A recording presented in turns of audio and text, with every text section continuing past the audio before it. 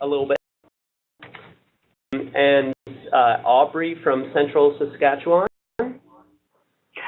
This is Heidi Graham on behalf of Aubrey. Excellent. Thanks, Heidi. You bet. We've got Layla from Suffield. Yeah. Lawrence. Petawawa.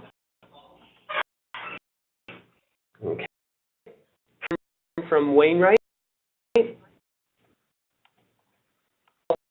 From I understand that Angela. Okay. And from Goose Bay. Did I miss anyone? Yeah. Roger from Coal Lake. I just didn't respond. From Coal Lake. Okay. And there was another one on the teleconference. Yeah. St. John's. Okay. Kelly from St. John's. Great. Peggy from Gator. Great. Claudia. Okay. Linda from Esquimalt. Got a house today. Anyone? Pardon? It's Jeff and Beth from Gagetown, too. Okay. I just shared, Jonathan, that I'm really excited. We're doing the scholarship workshop tonight, and we have quite a number from Newfoundland. Excellent. That's great. With your community. Yeah. So, workshop tonight.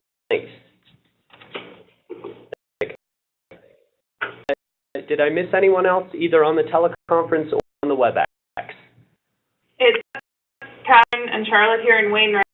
Okay. On the line. Great. And it was from Suffield. Okay. Suffield. Great. Thank you so much for joining us today. And once again, I apologize for the delay, but I'll try to make this fairly quick. I just want to give you a basic overall an overview of where we got how here for performance measures and the service delivery data, and open up the floor to you to ask questions, and also to share possibly some best practices back and forth, because it sounds like there are already a few practices underway at the local level that may be useful for MFRCs to know about. I'm John Pratt. I work at Military Family Services. I'm the lead on performance measures and on the performance management Tiger team as well. That's comprised of around 10 MFRCs that have been working with me since January. So I'm just going to switch us to the slides here. So moving to slide number 2, you can see I'm going to give you a bit of background, talk a bit about the purpose and key considerations, the outcomes, what the dashboards are and aren't, because there's a few misunderstandings and myths around what a dashboard is, and also the critical path in terms of what the calendar looks like for the past year as well as for the next little while, and what a MFRC dashboard might look like. And lastly, I'm just going to cover off a few questions that came up. And Willie from Hello. Hi, Willie. Thanks for. I had trouble getting in though, or just start. Oh, we just started actually. Okay. Okay. Yep. Okay. Excellent.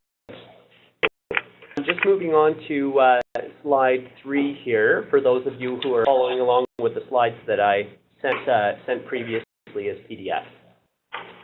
So basically, this quote is from the Ombudsman. Oh, and actually, just before I get to that, I wanted to let you know we are recording this session, and this is because I'm hoping that those who weren't able to join us will be able to review these sessions, yesterday's and today's, just to get a sense of the conversation, some of the questions that came up, the answers that were provided, as well as just have a sense of the general background.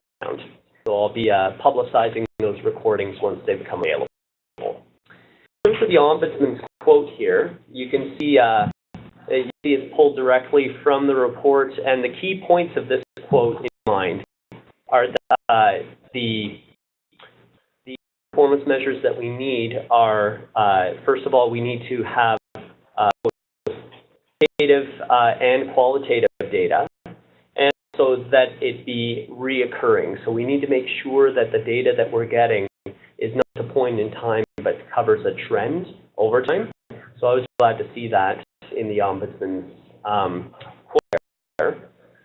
Glad to see the qualitative aspect as well, because some of you might say, well, the quantitative, and questionably, the quantitative numbers don't cover everything, right? They don't cover the military family reality, and that's very true.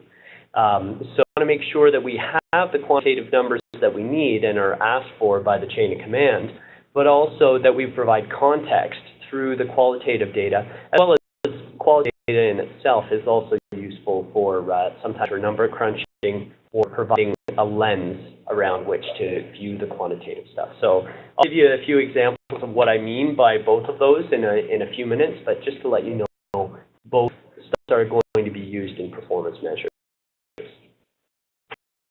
The operating plan, just moving on to slide 4, see that performance measurement is right in the operating plan. It's very important for us for the performance measures to make sense. So we've tried to implement measures, take out measures that don't make sense, which is why I've seen the vast reduction in the amount of data, hopefully, that's being requested of you, from around 1,500 things, I think, on e-business down to about 51 current list. Because data that we had before, we either wouldn't be able to use or we're not using. So we want to make sure that we're only asking for data that that will actually be useful to even measure how we, in terms of usage, awareness, access, possibly impact on families. Okay, moving on to slide number 5. This is just a brief glossary, and this is actually only part of the glossary that I've compiled so that we're all talking about the same thing. I took these definitions for the most part from some of the industry documents on performance measures. I'll be uploading the actual glossary. Once I have it translated, I'll be uploading it to the Performance Measurement Tiger Team website, which will be sort of your go-to place for reference documents for performance measurement. But read through all those, but feel free to share amongst your staff if people are asking, so what exactly does Jonathan mean by dashboard, or what is a model, those kinds of things. And if you do have any suggestions about how to improve the glossary, then I'm happy to hear those as well.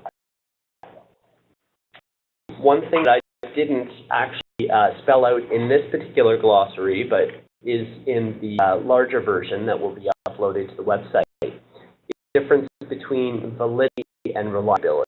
I was talking a bit about today. Is more about, just off the definition, the extent to which our measurement of performance indicators is conducted the same way every time. So is it reliably being gathered in the same way every time between locations? Validity is more about the extent to which the measure tells us what we want to know. If we're trying to measure usage, then we shouldn't be asking a question about satisfaction, for instance. So you have actual valid measures. So you'll mention validity, and that's what I mean by that. Move to the logic model.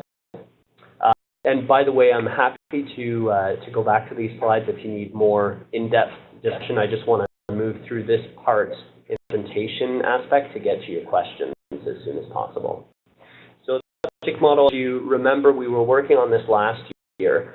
There were quite a few consultations. In all, we had 81 participants from 27 locations in MFRCs, and also some base wing commanders and subject matter experts. But overall, the largest participation was from MFRCs, with about 62% overall of all participants coming from MFRCs, so service delivery staff, which was great to see.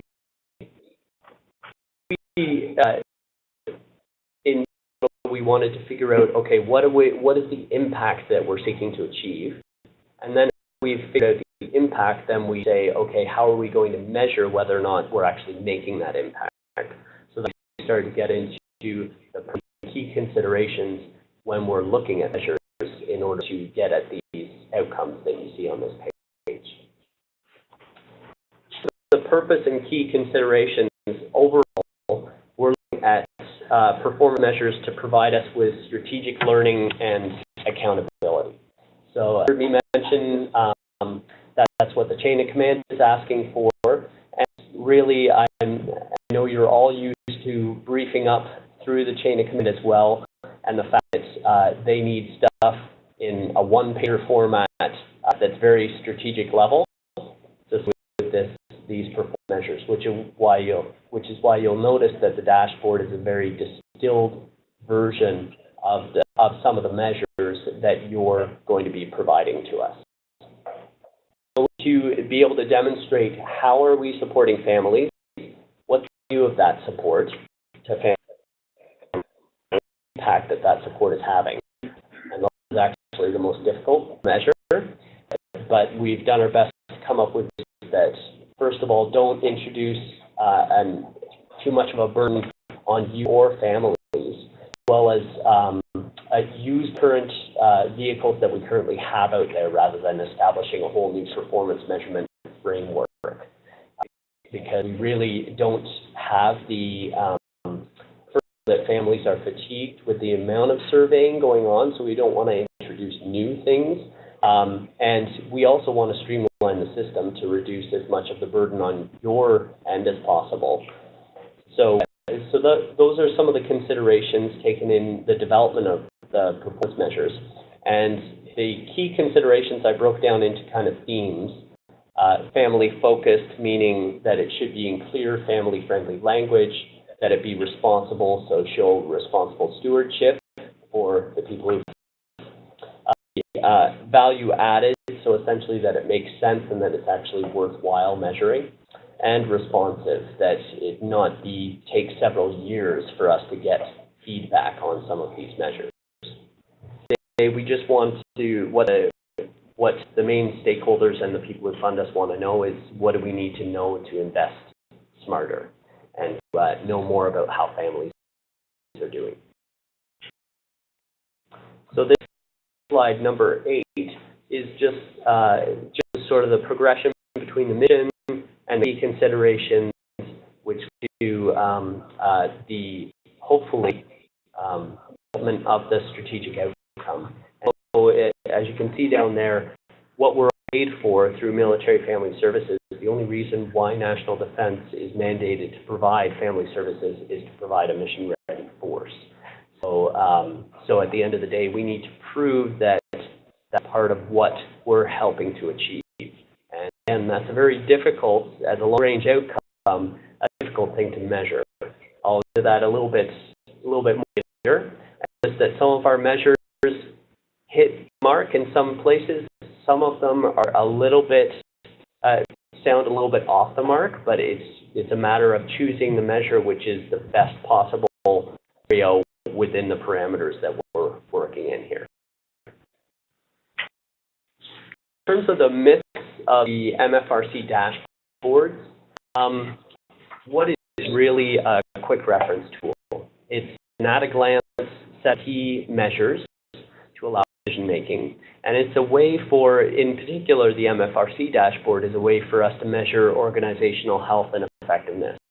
So some of the measures get at staff health, cover board governance or financial health, and there's one indicator for client satisfaction as well, which tend to be pretty standard within the not only not-for-profit but just about any industry.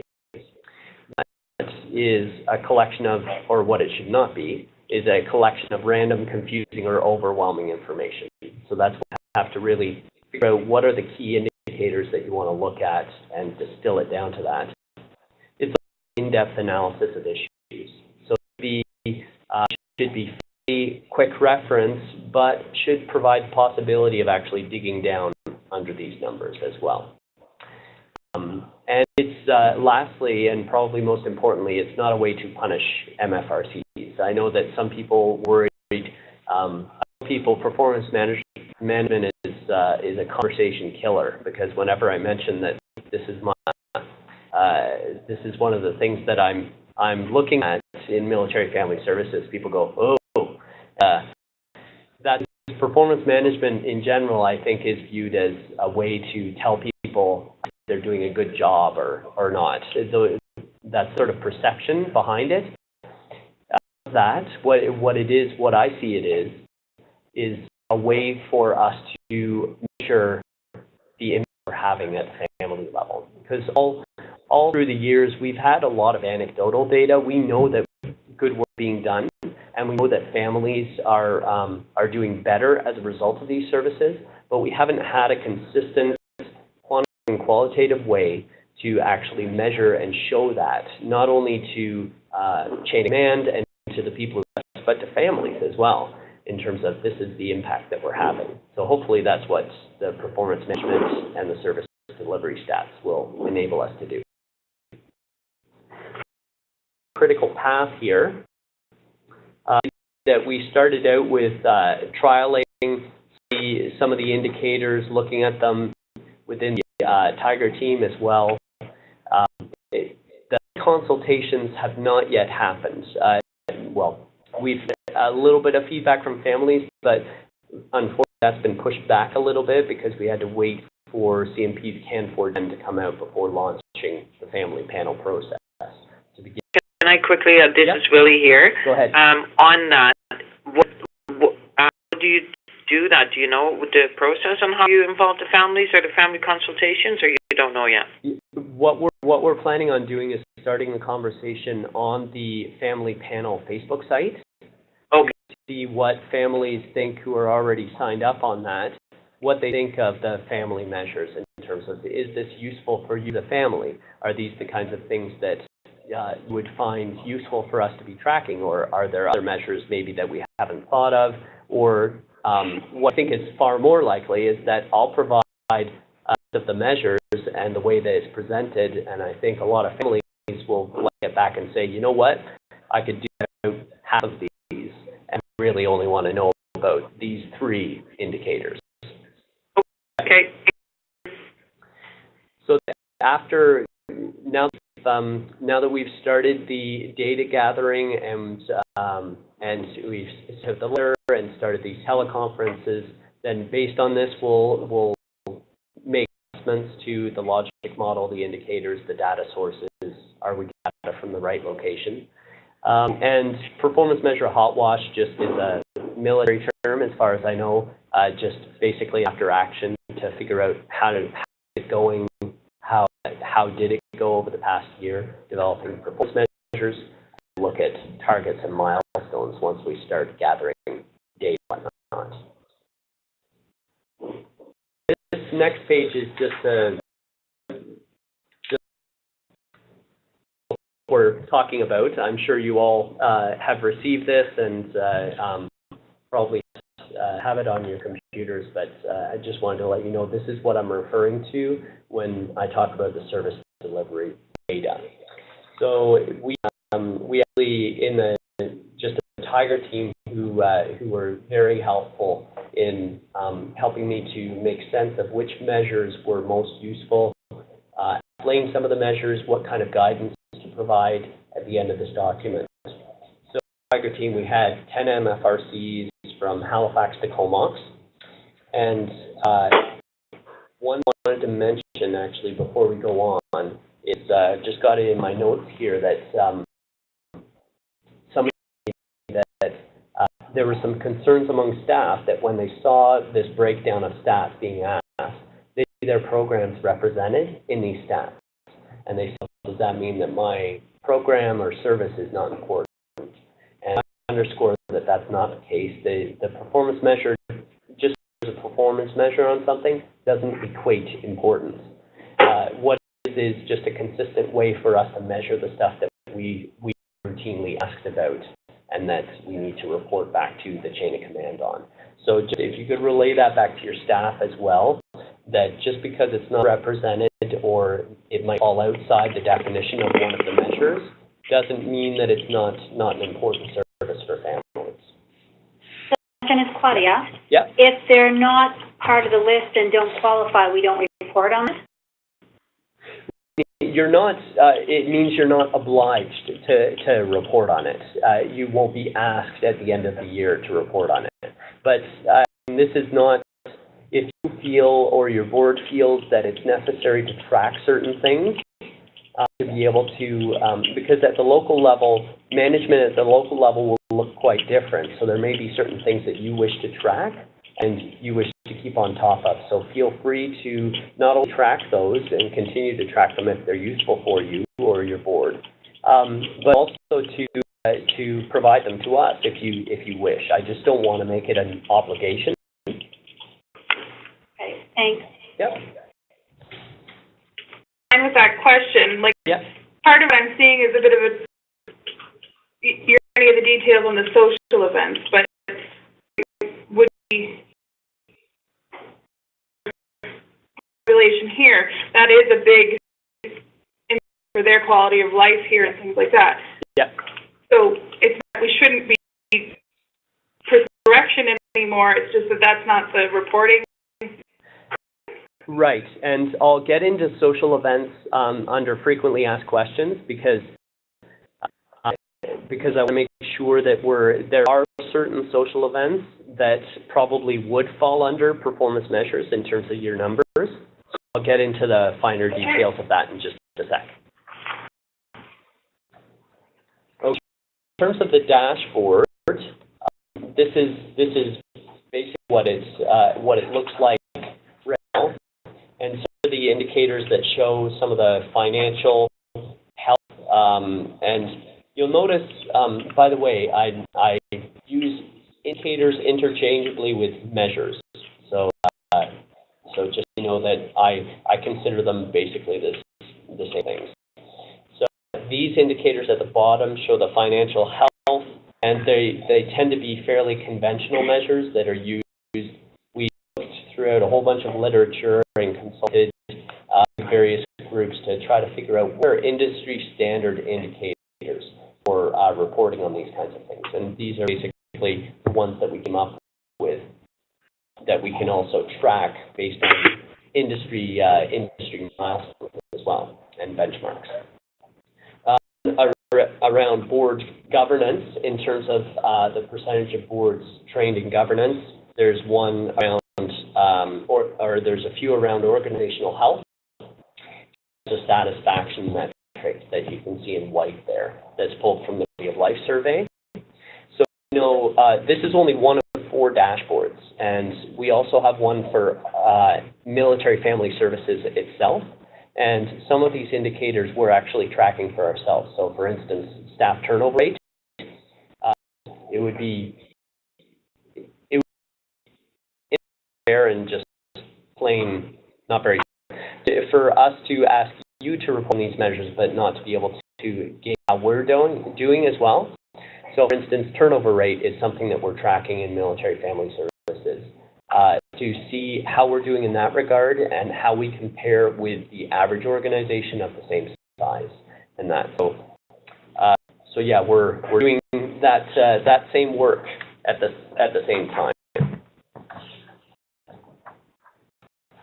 And for instance, with turnover rate, I'm just keeping an eye on the time, and I just want to make sure that any questions via the chat. Feel free to use the chat if you are on WebEx to ask questions as well. Turnover rate, for instance. It's important for us to be able to provide the context. So the dashboard should provide us with some view of how we're doing. But since if you look at military family services turnover rate, that's higher than the average. Then that raises the question, why?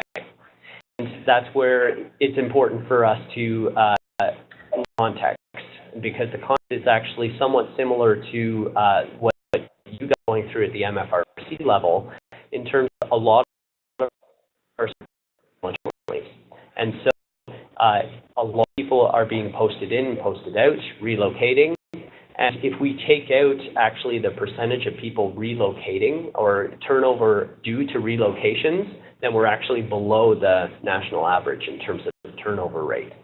So it's where it's important for us to, and it will be important for us to provide that context as well behind the numbers. So just so it won't be just we present the number and you of command or whoever else can make do with it what they will or interpret it how they wish. We will be providing context as well. So,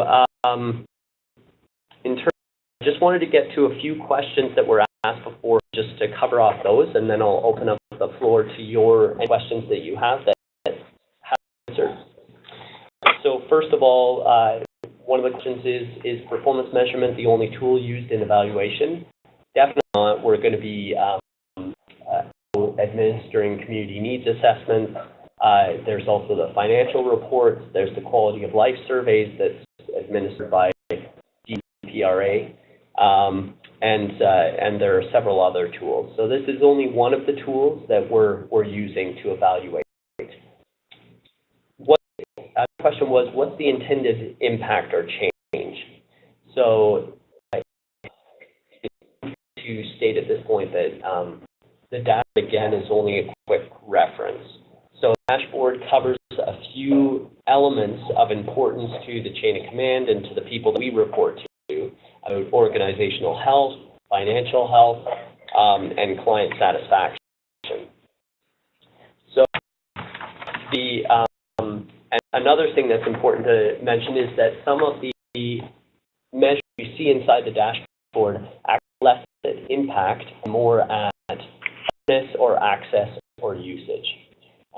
So instead of looking at, for instance, our programs, or in addition to looking at how our programs are impacting families, we also need to look at how many families are we actually accessing compared to the total, and that speaks to usage, and how many families are aware of the programs and services. That speaks to awareness. So these are sort of pieces of the picture for performance. The volunteer to staff hours, just so you know, this was one of the most contentious ones for the Tiger team, as we found that when we looked in the industry, there were a few different ways of calculating this.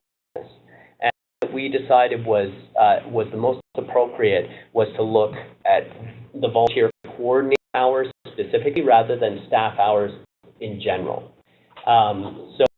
So when you're looking at the volunteer to staff ratio, it's only for the volunteer coordinator's hours, and that includes delivery and evaluation, so that are spent in all three of those, versus the number of volunteer hours. So a lot of the MFCs in the Tiger team were saying, well, if we look at all staff hours compared to all volunteers, then the number is going to be way skewed. And so they decided to focus on volunteer coordinators' hours. Are there any templates for stats gathering? This is a great question. There are a few people who are, it's a work in progress, who are developing their own templates.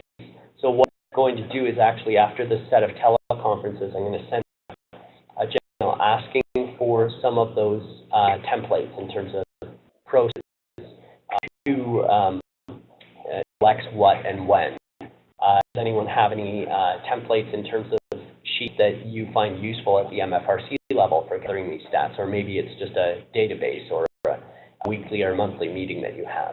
And if like that might be useful for you, because rather than setting up a template at the national level that may not be terribly applicable to your local reality, I think it might be useful to just profile the local best practices that are out there that you can possibly copy or build on.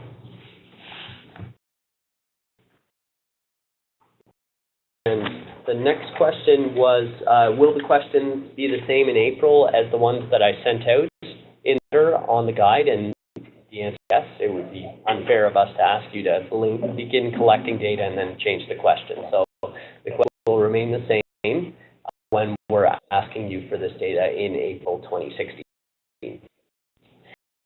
Tips for keeping track of unique family members. And I know this is also a contentious issue about how to keep track of this, which is why I'm hoping that you share best practices at the local level in terms of what works for some MFRCs, because we chatted about this in the Tiger team, and there were a few ideas that were put in the guide of using some of the posting info that you get and comparing that against which of these members that you have listed in the posting messages have actually attended the services. But to hear how that might work at the level. So number 7 is definitions of events to include or not include. So this is getting back to the earlier question about social events. So bringing into a whole set of definitions about what social events means and stuff like that. I wanted to kind of explain it in the guidance, and I'll just explain it a little bit further here, the same way that I had a conversation with another MFRC about this for this teleconference. So the idea behind the social events is to not include those where you can't accurately tell who's there, where the contact is very fleeting, so it's not very substantive. There's not a whole lot of information passed back and forth, or there's not a lot of they're passers-by, and it's difficult for you to tell how many family members are there, because the reason we don't want to count those is because that will overinflate the numbers. How special or social events, you have some sort of registration list, or you have a pretty clear idea of who's present and who is not, where there is some sort of useful interaction, or useful, but you know what I mean, substantive interaction rather than just a fleeting contact, then by all means do include those social events in the performance measures, because I think those do count substantive.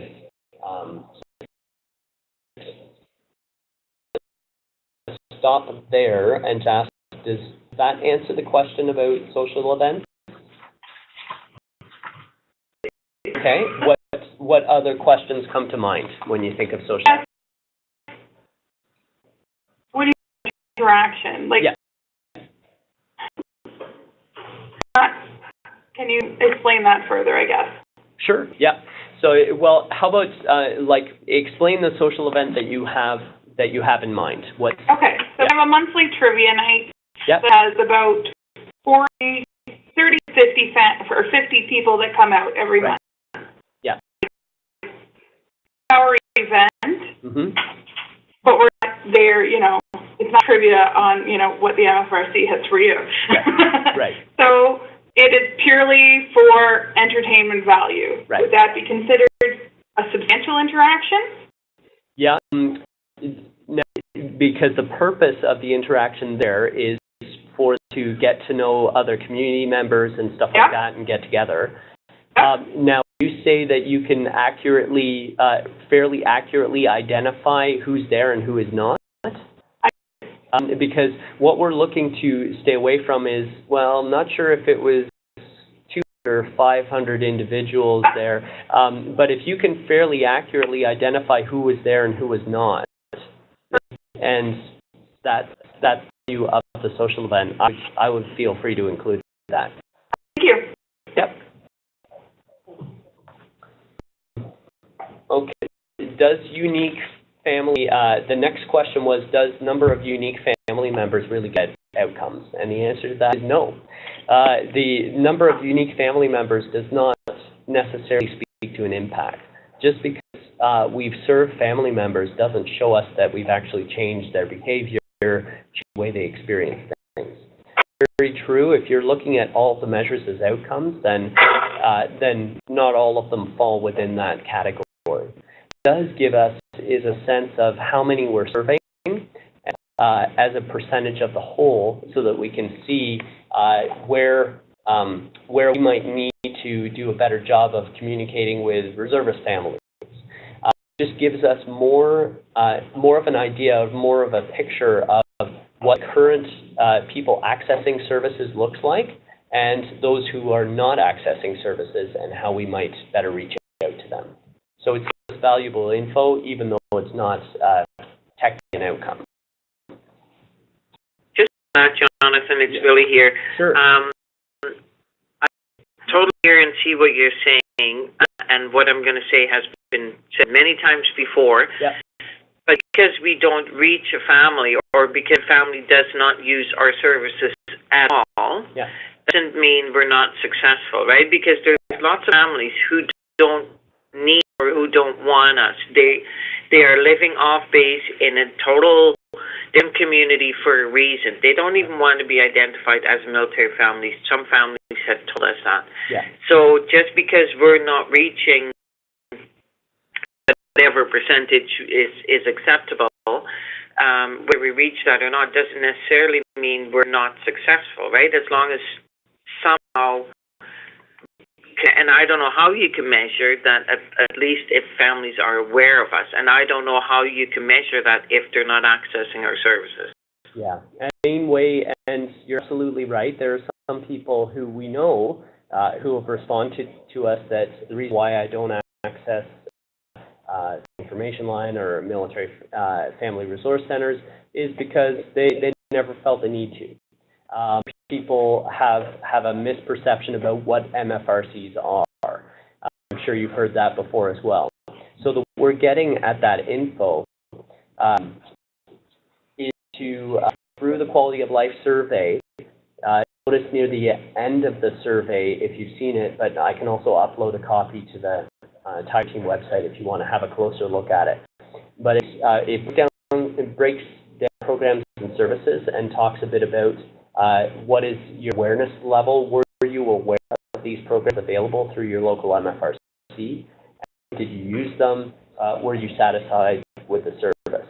So where we're advantage of the quality of life survey is that it's a poll of around 10,000 family members. The disadvantage is that it's only every 3 years, so it's not a terribly responsive way, but we have to kind of balance off responsiveness with the quality of the data received. If you want to actually find out about discrete programs, then you have to have a lot of people polled so that when you start breaking down and looking at subcategories of info, that you actually have enough people rather than just 3 or 4 within that category so that you can actually generate among the general population.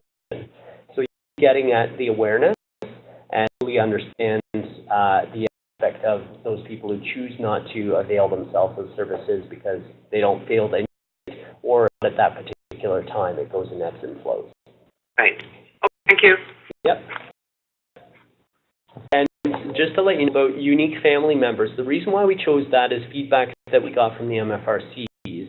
When talking about unique families versus family members, MFRCs were telling us, well, number of unique families is very difficult because it's difficult for us to tell if Bonnie is from the same family as Lori is, right? So you have to, there's a whole burden of effort at the local level to try to figure out who's part of the same family. So rather than going through that exercise, we thought, okay, let's just switch it to family members, and say one contact is one per one family member, and you don't have to worry about who's part of the same family. So that'll reduce the amount of work on your end to try to figure out your numbers around that. So, John, it's Claudia again. Yeah. When it comes to that, was there any discussion for MFRCs that are not all contained in one building? Yeah. The challenge is I have 9 different buildings. Yeah. And yeah. 3 of them have traffic where they would take registration, but for me to track one unique family that may either in or see a social worker, which is in a different building to perhaps where the casual child care is, right, to attending a cooking class. Yeah. And we did have a question about that yesterday as well, and I think this is where having the templates that some MFRCs are using at the local level will be useful, because there's a number of MFRCs like Halifax and Comox and who are also on the Tiger team who have full locations. So they're working through that same issue as well to try to figure out how are we going to track this. So that's to get some of the templates that are being used at the local level so that you have a starting point to look at, okay, how are other MFRCs going to actually track this in a way that makes sense, is simple, easy to understand and doesn't interrupt the workflow too much. Did the question come up in the other group as well about the privacy? It didn't come up. That came up in the Tiger team. What are you thinking about that? Concern stems from my flows and my mental health social workers. Yep. So if a family has gone to see one of the flows, and then the family also accesses casual childcare, how do you know that it's still just the one unique family when it's two very different programs in two different locations? Right. So if at some point I still need to find an identifier for that unique family, and they're just concerned that the family's privacy may be in jeopardy. Yeah. So that's another thing where I'd like to defer to some of the other MFRCs who are developing things around this, because I think that there's probably a way of managing that, but wherever possible, of course, the default is to protect privacy. So for the reason why under unique family members we've tried to keep it fairly broad with the categories, so that we're not digging down into assessing mental health services specifically and that kind of stuff. Or if we are asking that, then it's only usually the flow answering that, so they can have a look at that and then just compile the numbers rather than having to share names or anything else with other folks. This is Willie here, that we're hoping to do that. I think as long as we get an updated nominal roll, which that is another issue that we have to locally work out. But we have an updated nominal roll, and we start an alphabetical spreadsheet. That's how we think we're going to try and do this. So we have an alphabetical spreadsheet. People track their registrations, whether it's flow, whether it's events, programs, it doesn't matter. And once a month, all my coordinators, because this alphabetical is all the coordinators. So it's on our end drive, and it's really only just name. It doesn't have a whole lot of other information, right? Because that's the privacy piece. So then once a month, the coordinators go on this shared end drive and access this list, and they go through and check registration or people that have accessed their services, and they put a tick beside the name if it doesn't have a tick already. If it does, then they just move on. And we think we're going to try that. Now, reality is that it might be totally not. But that's how we think we want to tackle. Right. And so this is Linda. It doesn't make to me at all. I'm sorry, this really was an issue with the Tiger team, and the issues there. One is confidentiality. You just be sharing names from people who have attended counseling to people that might use casual child. And the other one is the nominal role, and just the amount of staff time it would take to go through, 5,000 or more names every month. Like, it's just not possible. And the roles are only accurate the day they're paid, not accurate after that. And, with the number of members, and then you have family members that have a different name from the member, and, spouse or friend. So it's far too complex. What we're going to do is look at each program, and within each program, within deployment or within counseling, those stats will be accurate, and those stats will be people who one family, like one unique family, but not across programs.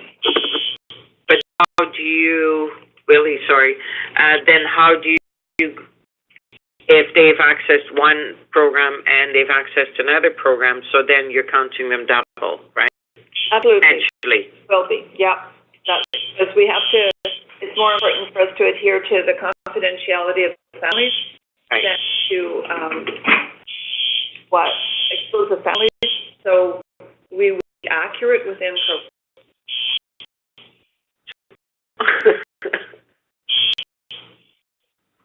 Yeah. So that's an example of the kind of discussion which is great. So and those are the kinds of processes that I'll be asking for at the local level that you've developed that maybe some of the MFRCs can take and see if it works for you in your local reality. I had too many other questions about, okay, so satisfaction measures, where are they taken from? That's from the Quality of Life Survey, which again is administered every 3 years. Not responsive, but on the other hand, the sample size or the number of people is very high, around 10,000 military families. So, so it gives us fairly accurate data, which is good. In terms of activities which fall under specific subcategories, we've actually, I'm actually skipped down to one of the other questions there.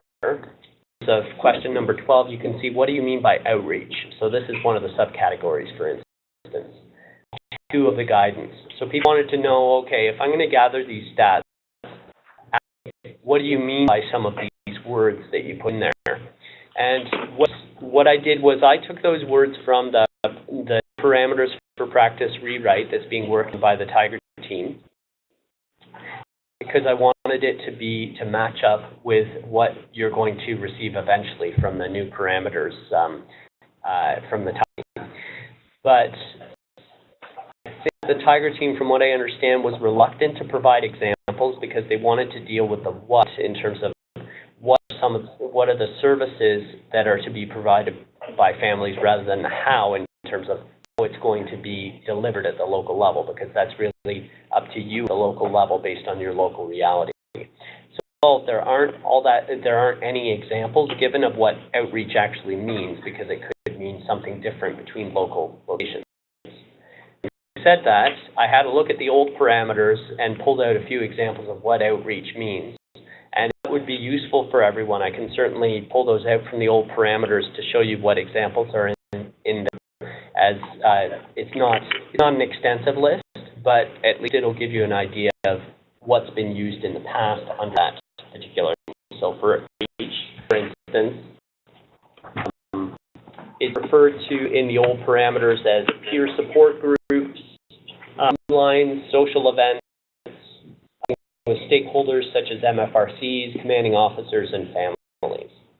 So, so again, if you find that useful, I can provide that list just so that you'll have a more detailed breakdown. So going back to number 11, childcare stats. There's a question: when you're collecting this, is by number of uses, or is it by family, no matter how many times they use the service? And the answer to that is it's by family, no matter how many times they use the service. And give us a general idea of program usage. And the reason why we constructed that family rather than family member is I believe that most MFRCs are probably, that's how you deliver the service, that's how you reimburse people for expenses or submit expense claims is by family. So we wanted to sort of pair as much as possible with how things are working at the local MFRC level to try to make things a little bit quicker and make more sense for you. So if one family is using, because I have 7 different childcare programs. Yes. Family is using an after-school daycare. Mm-hmm. And the little one is just using casual respite care. Yep. Still only the one family I'm counting? Yes, it's still one family because we want to have a sense of how many families are actually using the service. It doesn't really... What we're doing. Yeah. It also doesn't... the whole target. Right. Yeah. So what we can do if that would be useful. And again, the performance measures in the service delivery data is for a specific ask that we're getting, right, from the chain of command. But if you find it useful to, like for instance, if each family is accessing more than 2 or 3 services, and you find that the number that you're providing of families is not really reflective of the work that you're doing, then there will be sections within the fluid survey where you can provide context in terms of, yes, this is the number of families, but actually the number of usages is this number. Okay. I didn't want to oblige every MFRC to collect that number, because not already collecting it, then, I didn't want to introduce yet another measure for you guys to track. So in the case of the flows then, Yeah. it's one family that is assigned to the IC, but it could potentially be more members of the family that are seeing different flows. Right. Yeah. For direct client service. The for direct client service, yes, because it's by, in that case, it's by client. Okay. And this doesn't include daycare or out-of-school care, because those are not mandated services. Is that correct? Correct. Yeah. So it's casual childcare or emergency childcare? It's emergency respite, emergency childcare, and casualty support childcare. Care is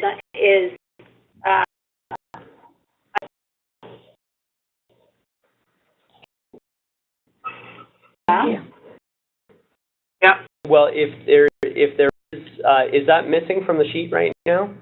Childcare? No. Okay. So if it's mentioned on there, then because I verified it by the folks who work on the funding aspect, so if it's mentioned on there, then please report on it. Yeah. Ones outside of what's not funded by MFS should be included in there, just so that we have a sense of what the impact of the funding is. Does that make sense? form. There's respite, emergency childcare, and casualty childcare support, but we're talking just regular casual childcare. Funded by MFF. Or Okay. In this case, what we'll probably need to do is insert, again, a comment section where you can add that in if it's applicable in your particular MFRC as an MFS-supported program. okay. Okay.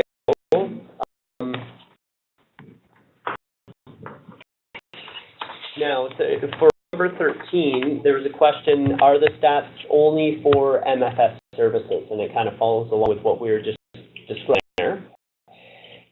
Yes, if possible, we want to report only on MFS-funded services, because that way we can actually say, okay, this is the number of family services-based funding, because we don't want to be taking credit for outcomes or services that we're not actually funding. Because you have other funders as well that you'll likely be reporting back to on the outcomes of those services. It's an effort to try to keep the stats as clean as possible. For instance, there was one question from an MFRC. If they said, if we're offering night care for people who go to TGIF and it's paid for by the Winger base, don't include that. And that's correct. You wouldn't normally include that because it's not funded by MFS. What about the case where we get half of our funding for CANSOF under MFS and the other half from the base? Yeah. So, and this goes to my second comment, which is based on feedback that I received at yesterday's at the conference. If it's too difficult to tease apart MFS versus other sources of funding, you're getting multiple sources of funding going to one program, and it's very difficult to tease apart, then note that in the dialog box when you submit your stats, that includes all funding sources, and we'll know that, and we'll be able to see which, based on your funding financial stats that you submit, what percentage is actually MFS and what percentage is other. Okay.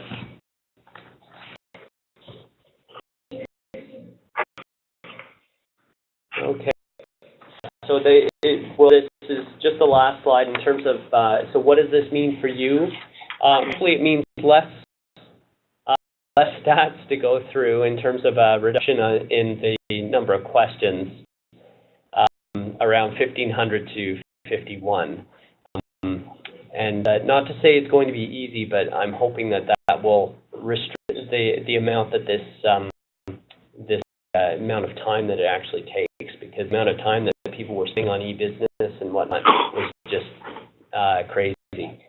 Included on our end, actually, because they could only reproduce reports in PDF, so we had to input stuff into Excel, whereas with Fluid Survey, it automatically exports to Excel, so we can do the number crunching from there, which is great. So it may be collected, these stats may be collected by MFRC. We let up to you to work out what is the best way for you and your staff to collect these, whether or not it's on a weekly or monthly basis. And it's just submitted every 12-month period. So it's submitted every April. So next stats will be due in April 2016. On that last fiscal year?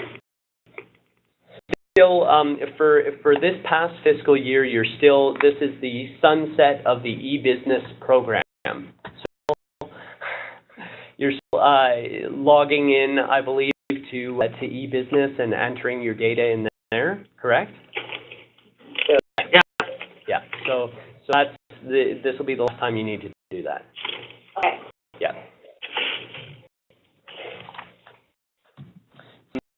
At the end of this process, we'll have some line measures which are actually useful, which will be used various stakeholders. Also be a little bit more valid, so we actually can put our hand on our heart and actually say, yes, this is what we measured, what we're attesting to is actually what we measured.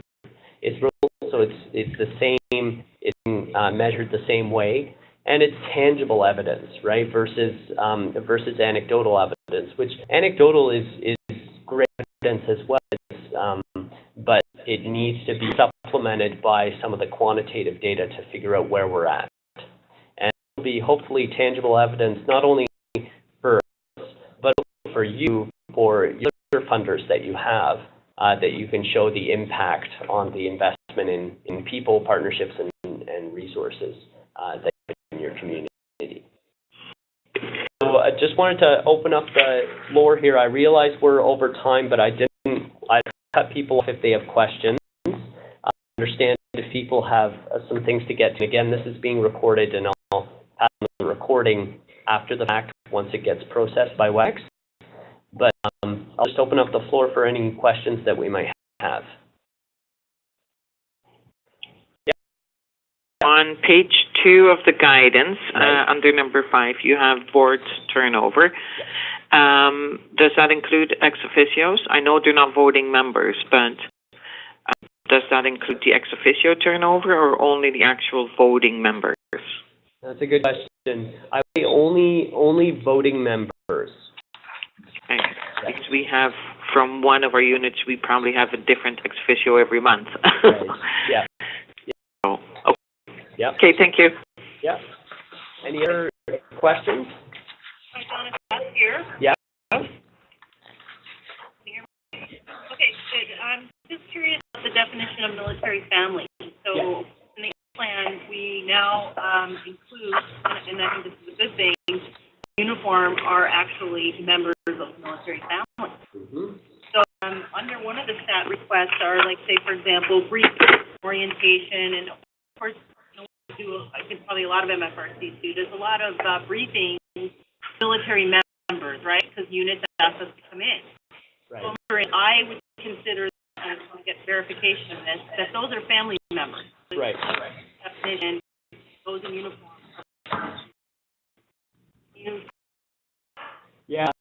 that's a great question, because the stats that we, you might have seen, I think it was presented to all the EDs and boards, latest MFS presentation on that shows the number of family members per province in that, and those stats don't actually show military members, because we didn't want to overinflate. But what we do when we present that map is say, well, along with each one of these families is a military member who's also part of the family. So that's a good question as to whether or not to include them. So I'll discuss that with a few of my colleagues and figure out what's the best way for us to calculate that. Because, I mean, it does have, they are part of the family, they're part of the definition. It's all one family. But on the other hand, if we're gathering stats, we need to make sure that we're efficiently explaining what we're actually measuring, so that people understand, yes, this does include, or no, this doesn't include military members. Another thing too, Jonathan, Yeah. Is the dual serving as well, because if someone's away, Yeah. they're, providing services to the spouse, but they're also a serving spouse, so Right. there's consideration for that. Right. Clarification on that, or will we be back in collecting oranges and apples? Yeah, absolutely. Okay, on that, Jonathan. No problem. Yeah. Best said. Yeah. Sometimes that briefing, if we're looking at outcomes, that's our first point of contact to some families. Mm-hmm. Service side, so that should have should carry. Right. Yeah. Yeah. They're often the ones to pass along the info to the families, or doing, or not, or hopefully it's the families to come into the MFRC.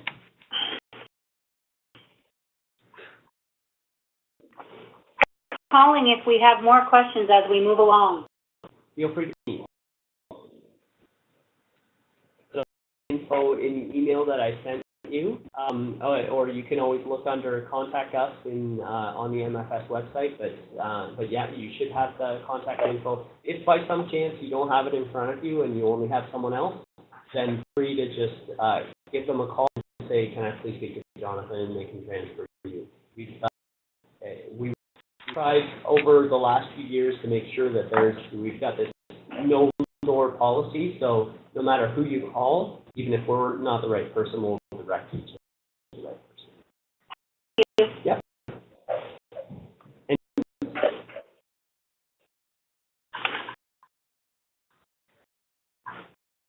not a one-off.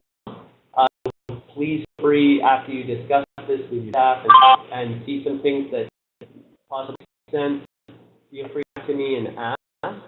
And I'm happy to have a discussion about this at any time by email or phone. Just email me directly, and we'll work out the best way to make this work at local level. So again, especially in the middle of the day, for taking time for this. And like the recordings, I'll send them out as soon as they become available. So have a great rest of the day, and don't hesitate to call me if you have questions. Thanks, Jonathan. Thank you.